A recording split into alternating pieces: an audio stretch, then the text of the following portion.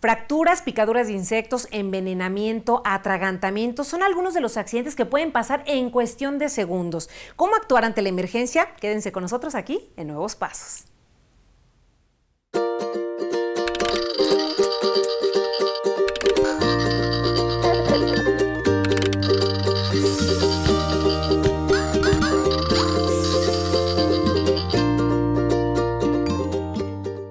¿Sabías que el 60% de los accidentes con nuestros hijos se pueden evitar? Creo que nosotros como padres de familia tenemos la responsabilidad de cuidarlos, de estar al pendiente, de estar atrás de ellos cada segundo para evitar estos accidentes. ¿Cómo podemos hacerle? ¿Y qué medidas preventivas, por supuesto, nos pueden dar los especialistas? Pues quédense con nosotros aquí en Nuevos Pasos. Se encuentra con nosotros el doctor Andrés Blanco, quien es pediatra intensivista. ¿Cómo te va, Andrés? Muchas gracias por la invitación. Bien. Al contrario, bienvenido.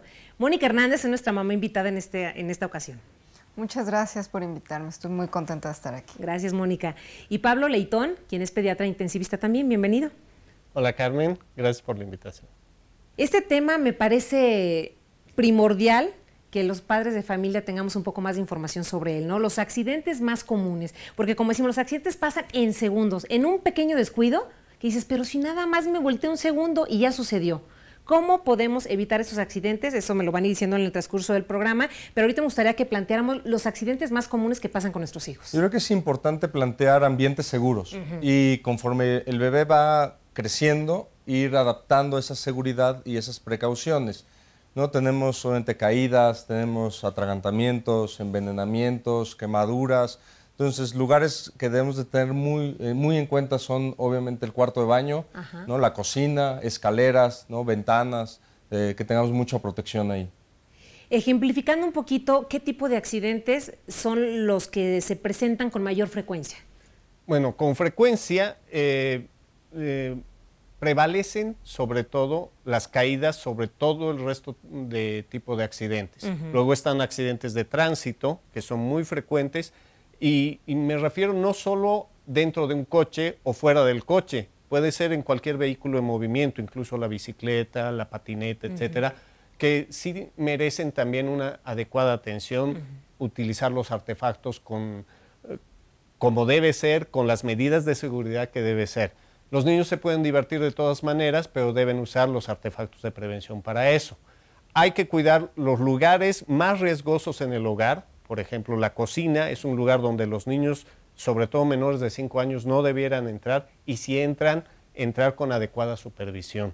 Sí, porque son muy curiosos, sobre todo cuando empiezan a explorar el mundo, cuando comienzan a caminar, entonces le pican a todo y están muy cerca de la estufa, por decir, se puede derramar el agua, o pueden alcanzar el sartén a lo mejor y traérselo en la cabeza, ¿no? Encima. Efectivamente, incluso dejar el detergente o ponerlo en un envase que no sea el adecuado, ¿Eso es tan que agarren común? Cuchillos o que agarren artefactos que a lo mejor son comunes para un adulto, pero el niño no lee, no sabe leer. Para él es un mundo de fantasía y él ve las cosas de otra manera. Exacto.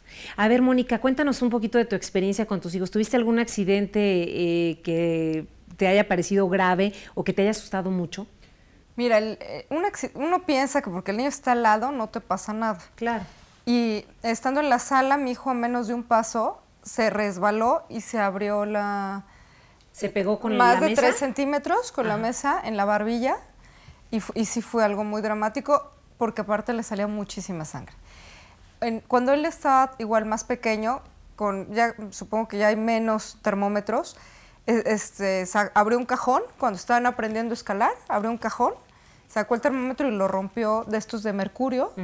También fue un momento de riesgo que afortunadamente, como el niño no lo dejábamos mucho tiempo solo, pudimos también esquivarlo, ¿no? Y otro tercer riesgo que tuvo, pues las puertas generalmente tienen seguro.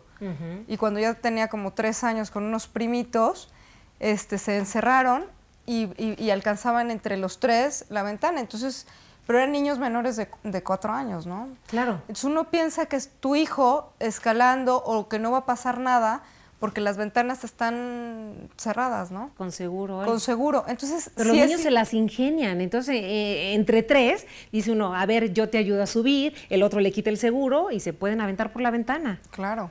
Claro, o sea, sí es importante no dejarlos. O sea, uno no puede confiar en dejar a tus hijos en ninguna etapa. No tienes que estar bajo la supervisión. Todo el tiempo. Sí, efectivamente. Los niños ven el mundo de fantasía y van a llegar donde estén los juguetes y van a llegar a cualquier sitio.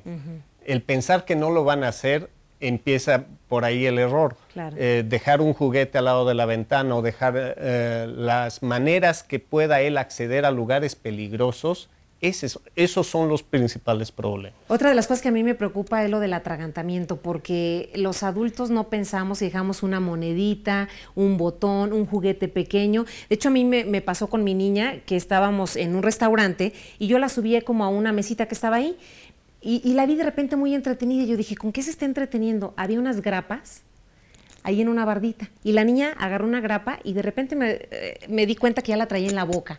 Bueno, el susto de mi vida, porque dije, se traga esa grapa y yo no sé qué pueda suceder. Entonces, esas cosas podemos evitarlas. Claro que sí, es una pregunta muy común. Si tú ves tu bebé de 1 año de edad o un bebé pequeño o un niño pequeño, ¿con qué tamaño de objeto puede jugar que sea seguro para no atragantarse?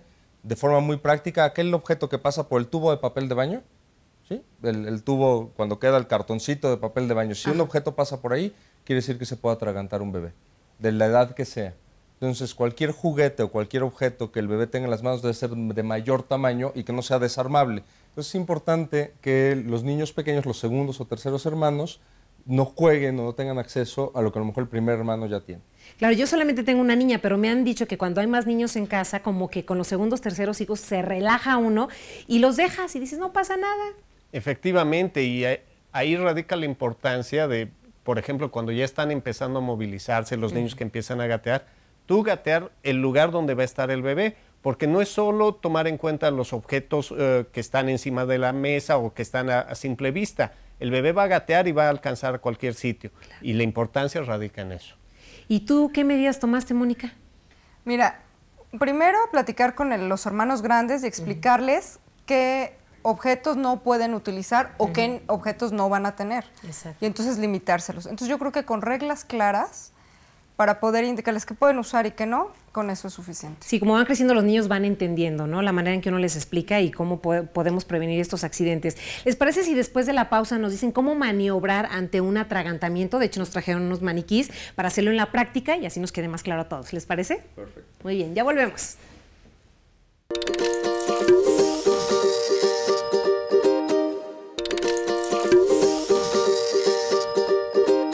Gracias por continuar con nosotros y como lo comenté antes de la pausa, ahorita los especialistas nos van a decir, ya con estos maniquís en manos, cómo podemos maniobrar ante un atragantamiento, cómo hacerlo de la manera adecuada. ¿Cómo es la posición entonces, Pablo?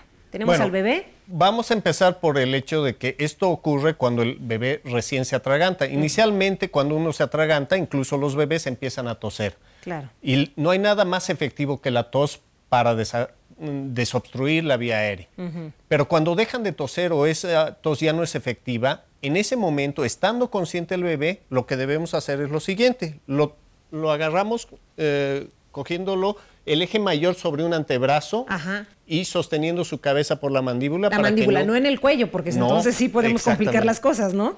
Y nos apoyamos sobre una de las piernas, sobre uno de los muslos, desplazando un poquito la cabeza hacia abajo. Sí. Y entre ambos omóplatos le vamos a dar 5 golpes secos. 1, 2, 3, 4, 5.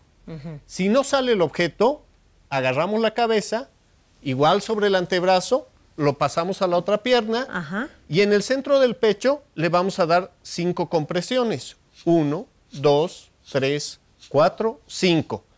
Ver si el objeto sale o empieza a toser o respirar el niño. Si no pasa eso, volvemos a darlo la vuelta.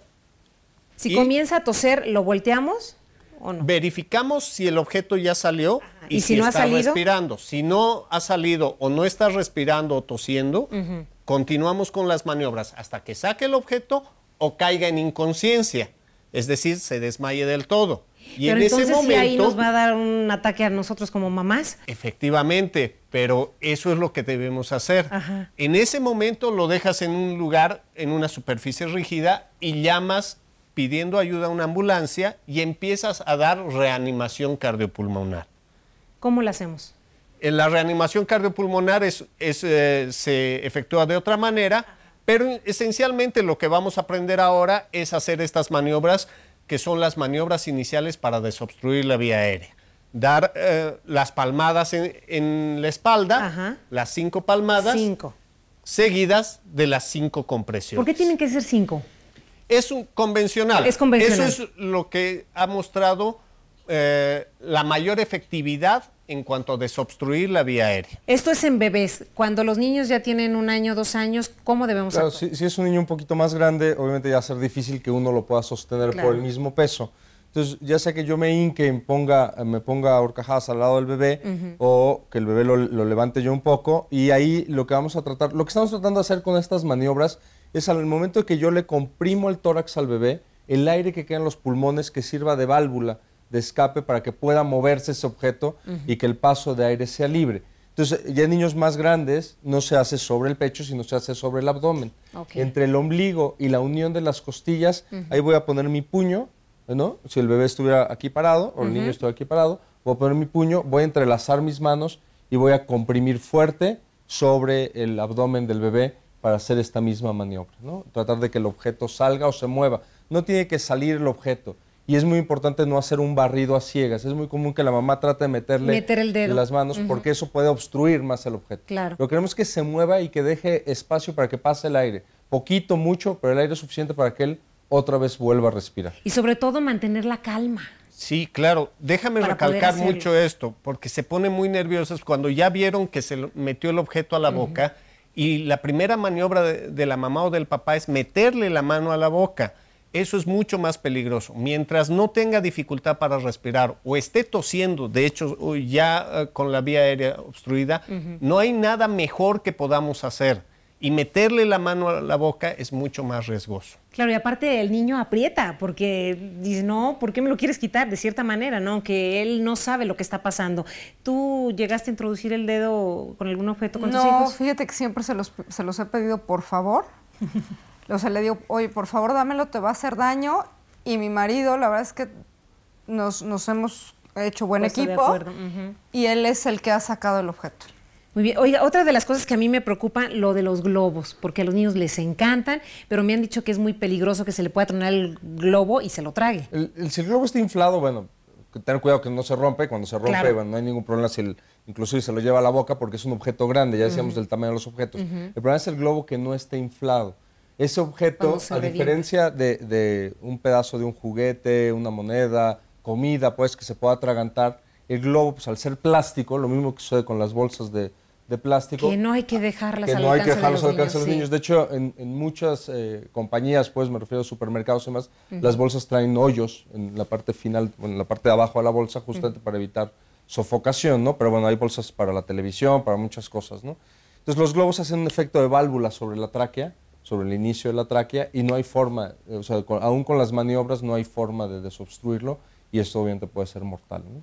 Otra de las cosas, las medicinas, ¿no? Que dejamos por ahí al alcance de la mano, o que los mismos papás nos equivocamos y le damos un medicamento por otro. De hecho, a mí me pasó una vez que en lugar de darle las gotitas para la gripita, le puse las gotitas de los ojos en la lengua, y de repente me di cuenta y le empecé a limpiar la lengua, ¿no? Porque dije, ay, me equivoqué. Y esto me di cuenta por la consistencia de las gotitas. Efectivamente, puede pasar eso por accidente y es un accidente, pero la medida principal es retirar todos los medicamentos del acceso de los niños, porque los mismos niños pueden agarrarlo y tomárselo. Nunca decirle al niño que el medicamento es un dulce, porque si tú le dices que es un dulce, va a ir por el dulce Claro. y se lo va a tomar. Entonces, para evitar ese tipo de problemas es no tenerlos en contacto con los niños, no a su acceso, y no decirles cosas que no son. El medicamento es medicamento y tienes que explicárselo.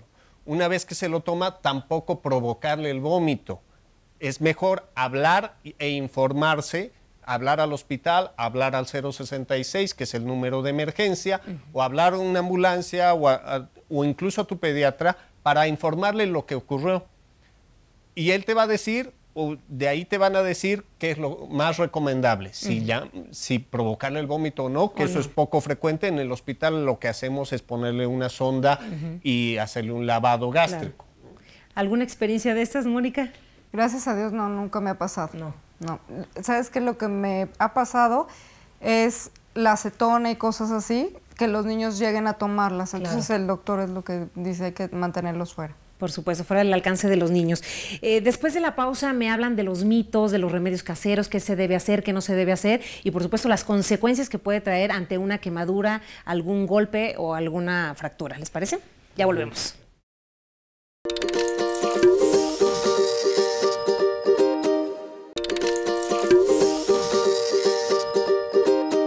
Bien, pues como siempre seguimos lo que las mamás nos dicen, las abuelitas, hay muchos mitos alrededor de los accidentes, ¿no? Por decir, ante una quemadura, ¿qué se debe hacer y qué no se debe poner?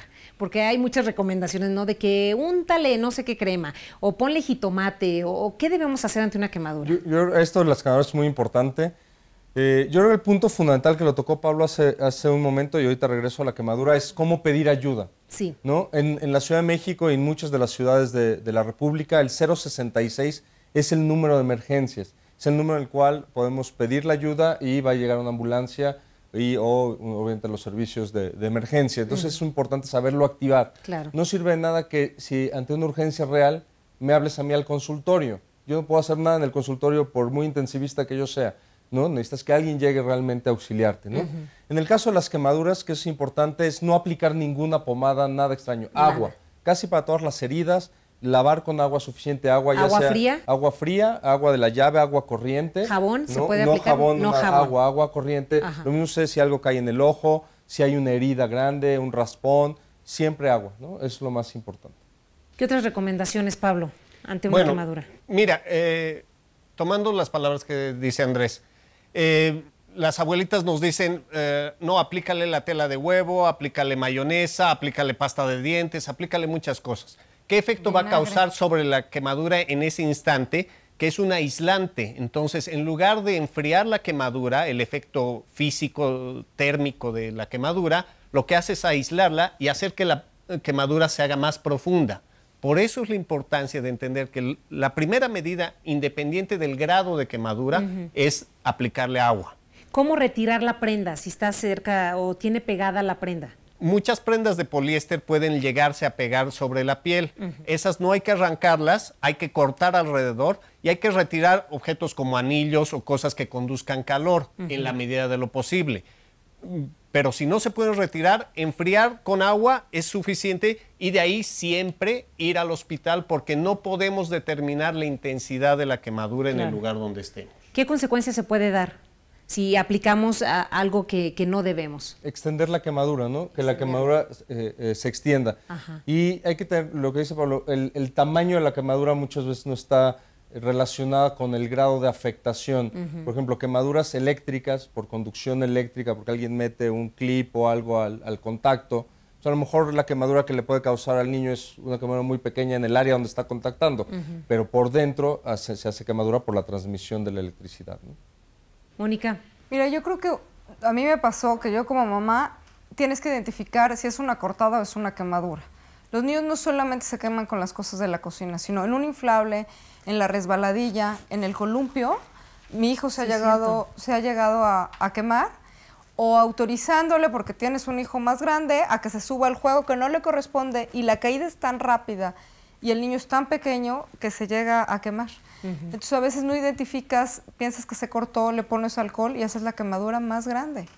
Entonces tienes que identificar primero que hay otras medidas de quemarse sin necesidad de que sea el fuego, ¿no? ¿Qué puede pasar ante una fractura, ante una caída, un golpe? Lo que decíamos, primero evaluar el momento en el que se cayó, dónde se cayó y la relación. Tanto en caídas, golpes, heridas, que se tratan igual que las quemaduras, no enfriar la lesión. Y en el caso de golpes, fracturas, lo que tenemos que hacer es tratar de inmovilizar lo más que se pueda la extremidad que está afectada, obviamente, no tratar de alinearla, sino que se quede inmovilizada. ¿Nos vamos a dar que tiene una fractura porque es mucho dolor y no puede moverla? ¿Es así? Sí, en parte sí. Tiene bastantes características: incapacidad funcional, inflamación, algunas tienen sangrado, deformidad. Eso es lo que nos orienta. Pero el dolor es orientativo, no puedes saberlo sin un estudio adecuado de si tiene fractura o no. Y la medida que te menciona Andrés es ponerle frío local, Ajá. ¿sí? No directo, no el hielo directo, sino en una bolsa, frío local. O en un trapito o algo así. Exacto. Ajá. Y movilizar la articulación, o las dos articulaciones, la extremidad afectada, elevarla y de ahí irte al hospital. No se trata de inventar entablillados o cosas diferentes, sino esto a lo mejor lo puede hacer cualquiera, agarrar un poco de hielo en una bolsa, ponérselo e irse al hospital. Es una recomendación muy sencilla. Algo simple, no necesitamos tener muchas cosas a la mano, ¿no? Antes dábamos cursos en los cuales les enseñábamos a entablillar, a hacer con pañoletas, vendajes y demás. No sirve de nada, o sea, no sirve de nada, ni mejora la calidad de atención en ese momento, sino realmente actuar rápido, inmovilizar la lesión en caso de raspaduras, rosaduras, quemaduras y heridas, poner suficientemente agua para limpiar, no poner alcohol, no poner isodine, no poner absolutamente ningún antiséptico, simplemente agua, cubrir con gasas o con ropa limpia o con tela limpia y llevarla al hospital para evaluar. Y también necesitamos verificar que en cualquier temporalidad puede haber animalitos como moscos, arañas y cualquier tipo de picadura puede contaminar las heridas de los niños. Y como son pequeños aún, nosotros necesitamos estar lavando constantemente. Sí, efectivamente hay mayor riesgo de picaduras, mordeduras por animales. Hay que saber cómo interactuar con ellos, incluso las mascotas, o estamos sometidos al riesgo de animales ponzoñosos que tenemos en el medio. Saber cómo actuar para esto es importante. No todos necesitan antídotos, no todos necesitan medidas extraordinarias. El acudir a urgencias es lo más adecuado en caso de una mordedura o picadura ponzoñosa. Y en caso de las mordeduras por animales domésticos, primero lavar la herida y luego acudir a urgencias. Así es. ¿Alguna recomendación que tengamos que tener presente los papás y que no se nos olvide? Yo haría mucho énfasis en 2 puntos. Uno, en el caso de una emergencia real, en el caso de las urgencias que estamos tocando, saber cómo pedir ayuda, que es hablar al 066 o a su número local de emergencias, no a la comadre, a la abuelita, al pediatra, etcétera, porque perdemos tiempo ante una urgencia real. Y 2, estar capacitados, ¿no? Y estar capacitados significa que yo como papá esté capacitado, pero también la gente que está al cuidado de mis hijos, ¿no? Si yo lo dejo con una nana, que esa nana o la tía o la prima o quien me ayude a cuidarlo, sepa cómo actuar en caso de una emergencia. Sin duda, yo creo que eso lo tenemos que tener así con letras mayúsculas y tenerlo presente siempre en casa. ¿Otra recomendación, Pablo, que nos des a los papás? Efectivamente, también jugamos un rol importante en la capacitación de nuestra sociedad. Tenemos que exigir en las escuelas, en el club, en los lugares donde acudimos, que el personal que está a cargo al cuidado de nuestros hijos tenga esa capacitación. Tenemos que participar en eso y exigir también que tengan el equipamiento correcto. Hay artefactos como los desfibriladores automáticos externos que debemos exigir tenerlos en ciertos lugares y eso es muy importante. Debemos hacer una labor como sociedad. Así es. Mónica, brevemente como mamá. No debemos dejar a nuestros hijos solos. Es vital que estén con un adulto o alguien capacitado para poderlos estar vigilando. Así es, muchas gracias. Pues sin duda hay mucho que aprender sobre este tema y por supuesto saber las medidas necesarias para evitar los accidentes con nuestros pequeños. Les agradezco muchísimo la información que nos dieron y el estar aquí también en esta práctica, ¿no?, con los maniquís, que nos puede ayudar muchísimo a evitar accidentes. Gracias. Gracias. Como vimos en el programa, lo primero es mantener la calma y llamar inmediatamente al número de emergencia. Yo soy Carmen Muñoz y los veo en la próxima emisión de Nuevos Pasos. Y recuerden que no hay nada escrito para ser padres.